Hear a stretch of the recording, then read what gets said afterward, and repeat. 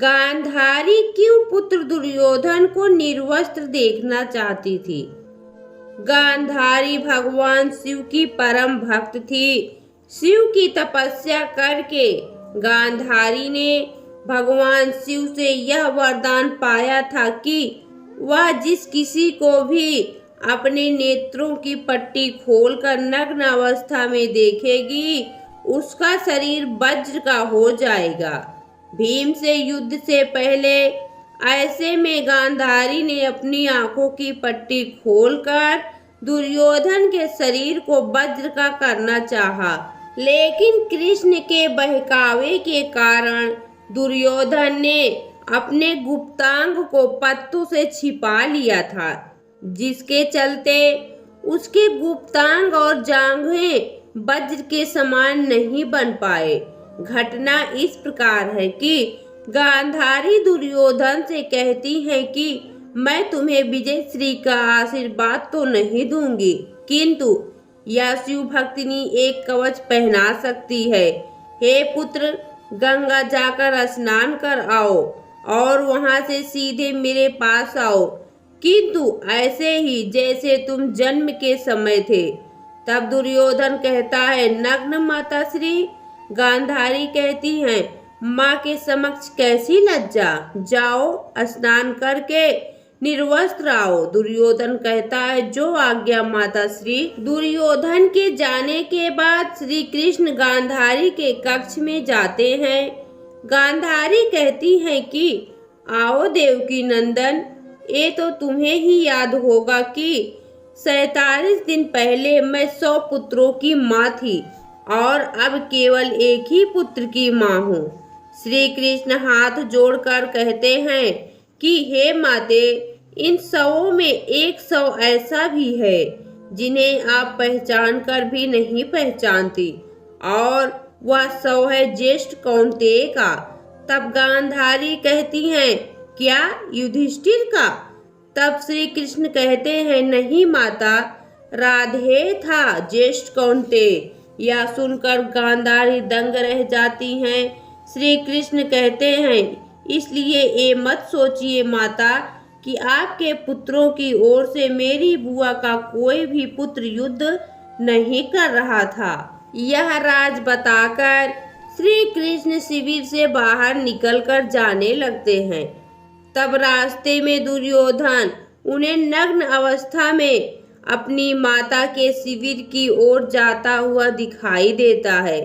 श्री कृष्ण हंसते हुए कहते हैं, युवराज दुर्योधन, आप और इस अवस्था में तुम अपने वस्त्र कहीं भूल आए क्या?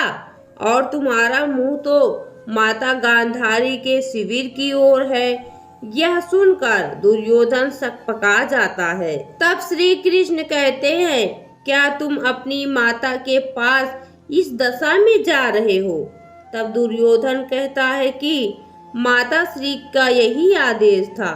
तब श्री कृष्ण कहते हैं, किंतु वो तुम्हारी माता हैं, उन्होंने अनेकों बार तुम्हें गोदी में लिया होगा। तुम तो पुत्र हो, लेकिन अब एक वयस्क पुत्र हो, और कोई वयस्क अपनी माता के सामने पूर्ण नग्न नहीं जाता युवराज। भरत वंश की तो ये परंपरा नहीं है। फिर श्री कृष्ण हंसते हुए कहते हैं, किंतु तुमने तो भरत वंश की परंपरा का पालन करना कभी का छोड़ दिया। जाओ जाओ, माता को प्रतीक्षा नहीं करवाना चाहिए, जाओ। यह कहते हुए श्री कृष्ण वहां से चले जाते हैं।